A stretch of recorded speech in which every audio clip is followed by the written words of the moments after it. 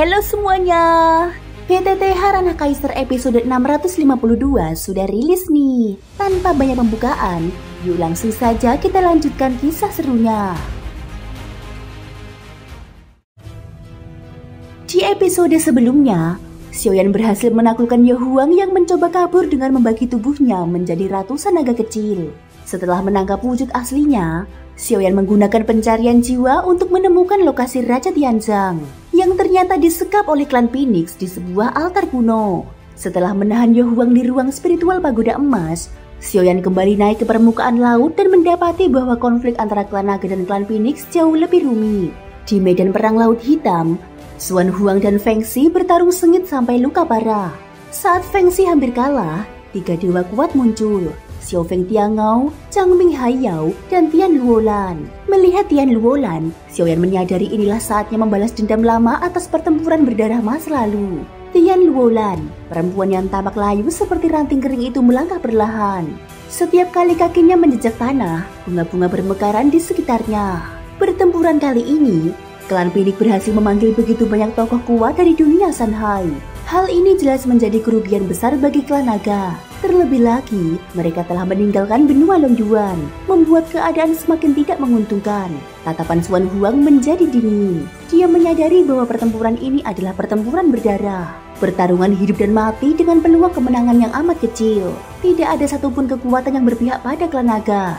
Dan tidak seorang pun dari dunia Shanhai yang berani berdiri di sisi mereka. Dia menarik nafas panjang, lalu suaranya bergema berat di antara gemuruh angin dan riuhnya kekuatan yang saling bertabrakan. Sekelompok semut hina ini berani berniat memusnahkan klan naga. Baiklah, biarlah kalian yang menentang klan naga menanggung harga yang amat mahal. Aku mungkin tidak mampu mengubah tatanan dunia ini. Namun setidaknya, hari ini, aku Raja Naga akan menyeret kalian semua menuju kehancuran. Suara Xuan Huang bergema berat. Kecuali beberapa eksistensi terkuat seperti Feng Xi, tidak ada seorang pun yang berani melangkah maju menghadapi Raja Naga tersebut. Kekuatan Xuan Huang terlalu besar. Tanpa kekuatan absolut, siapapun yang mendekat akan langsung mati seketika. Ketika Xuan Huang bersiap untuk bertarung seorang diri, mengorbankan hidupnya demi pertempuran terakhir ini, tiba-tiba di sisi tubuh naga raksasanya, seberkas cahaya muncul. Dalam pandangan Xuan Huang, sosok yang dikenalnya perlahan melayang di sampingnya. Suara yang tenang namun tegas terdengar di telinganya. Saudara Xuan Huang, kamu tidak sendirian. Dalam pertempuran ini, biarkan aku menemanimu.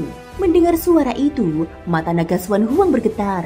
Dia menoleh dan melihat sosok Xiaoyan berdiri di sana. Dia sempat mengira Xiaoyan telah pergi. Namun kini pria itu muncul kembali, membuatnya terkejut sekaligus heran. Saudaraku Xiaoyan, pertarungan ini bagi klan naga sudah hampir mustahil untuk dimenangkan. Kamu bukan makhluk dari dunia Shanhai, dan bukan pula darah naga. Tidak perlu menyeret dirimu ke dalam bencana ini, ucap Xuan Huang dengan wajah serius. Namun Xiaoyan hanya menatapnya dengan tenang.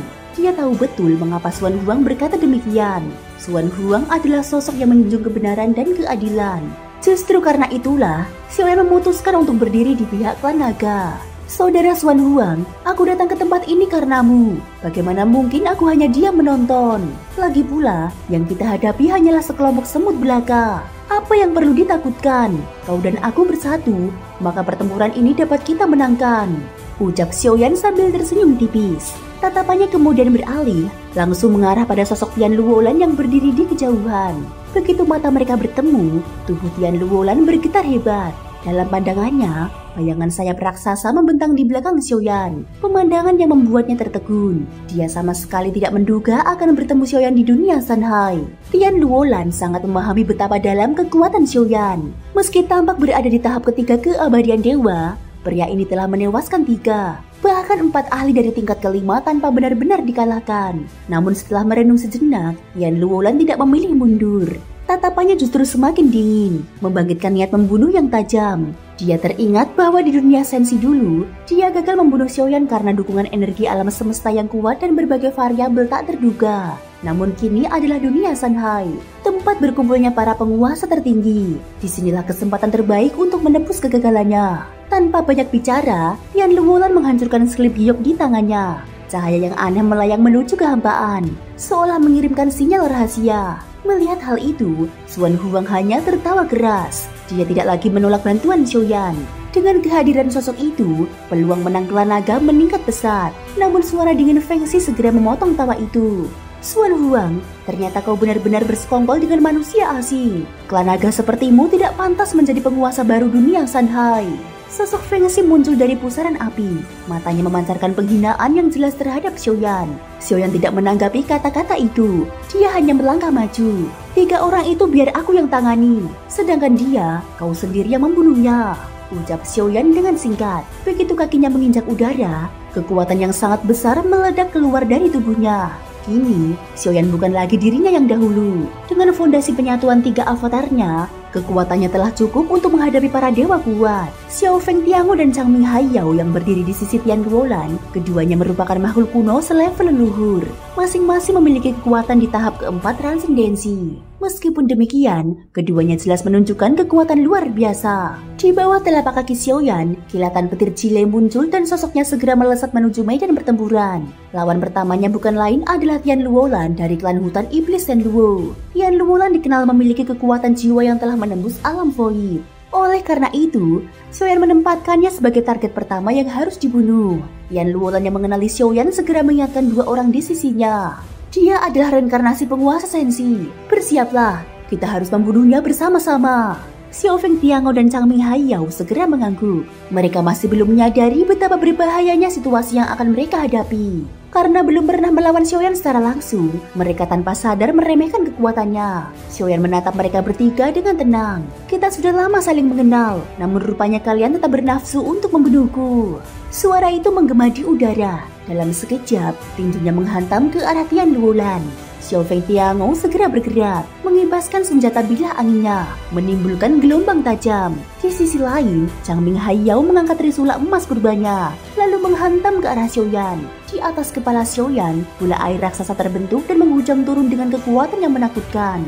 Xuan Huang melihat keberanian Xiaoyan yang langsung menyerang tanpa ragu. Dia sempat merasa khawatir, namun perasaan itu segera sirna. Tubuh Xiaoyan tiba-tiba membesar, aura dokinya meledak seperti badai. Dengan satu gerakan tangannya, seluruh serangan ketiga musuh itu langsung hancur berantakan. Langit bergemuruh, Xiaoyan bahkan mengerahkan kekuatan jiwanya. Aura Chang Qionghan muncul di balik tubuhnya, melancarkan serangan jiwa yang menembus kehampaan.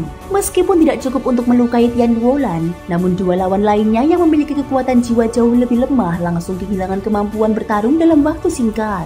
Di sisi lain, tubuh Tian Luolan mulai berubah. Dari tubuhnya, cabang-cabang kering tumbuh menjulang, kemudian saling berjalin dan membentuk tinju besar yang menghantam ke arah Xiaoyan. Kedua tinju itu bertemu, ledakan besar mengguncang ruang. Dalam sekejap, serangan Tian Luolan hancur berkeping-keping, berubah menjadi abu. Namun Xiaoyan tahu, membunuh Tian Luolan bukanlah masalah mudah. Di dunia Sensi dulu, 3 pihak saling berkhianat, membuat pertarungan mereka tidak pernah mencapai kekuatan penuh. Jika saat itu Tian Luolan mengerahkan seluruh kemampuannya, mungkin Xiaoyan lah yang akan binasa. Tetapi kini, keadaan telah berubah. Tian Luolan harus bertarung sendirian, dan jika dia kalah, maka kematiannya tidak dapat dihindarkan.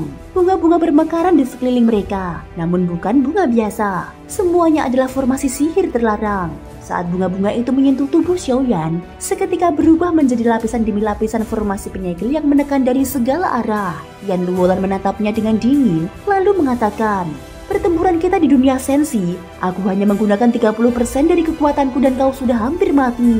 Kini kau datang sendiri menantangku, maka biarlah aku menguburmu di sini." Ia segera mengaktifkan formasi rumit yang berlapis-lapis untuk menekan Xiaoyan. Namun Xiaoyan tetap tenang. Dengan santai, dia mengeluarkan damo dari lengan bajunya dan menggenggamnya di telapak tangan.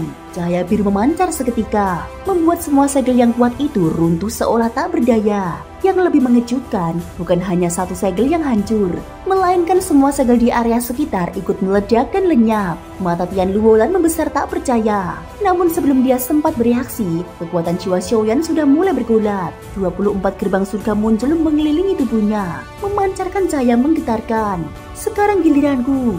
Gerbang-gerbang itu mulai berputar. Kekuatan jiwa yang luar biasa padat membentuk tekanan tak terlihat yang menimpa Tian Luolan. Tubuhnya langsung bergetar hebat. Jiwanya terasa seperti akan diremukkan di dalam tubuhnya sendiri. Tapi sebagai kultivator jiwa void, Tian Luolan secara alami bukanlah sosok lemah. Dia mengaum marah, mengerahkan seluruh kekuatan jiwanya. Dari antara kedua alisnya, cahaya ungu memancar terang. Ranting-ranting di sekujur tubuhnya tumbuh cepat, meluas ke segala arah, kemudian berayun dengan kekuatan jiwa yang murni. Dalam sekejap, seluruh ranting itu menghantam keras ke arah 24 gerbang surga milik Xiaoyan. Pertempuran pun benar-benar dimulai. Thank you guys sudah mendengarkan ceritaku di episode kali ini sampai akhir. Ikutin terus kelanjutan episode berikutnya ya. Terima kasih buat kalian semua yang udah subscribe, like, dan komennya. Semoga hari kalian menyenangkan. Sampai jumpa dan bye-bye.